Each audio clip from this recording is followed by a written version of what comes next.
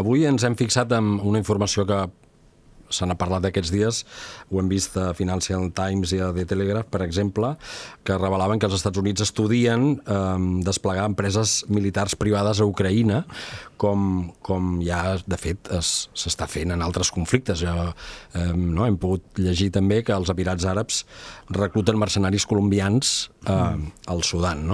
Al final és dedicar el parcer d'avui a aquesta nova manera de fer la guerra, que és la guerra subcontractada. Sí, de fet no és nova, cuidado, no és nova. És a dir, durant segles i segles... Que s'extén, no? Durant segles i segles a l'exèrcit romà en part hi havia uns realment que eren els caps davanters que eren reclutats dintre de Roma, però després hi havia un segon nivell que eren aquests esclaus que dels països conquistats que ells veien que tenien capacitat per lluitar i en la seva vida o lluitar, i uns tercers que eren purs mercenaris. A l'edat mitja això és molt important, la contractació de mercenari, i això s'ha estès.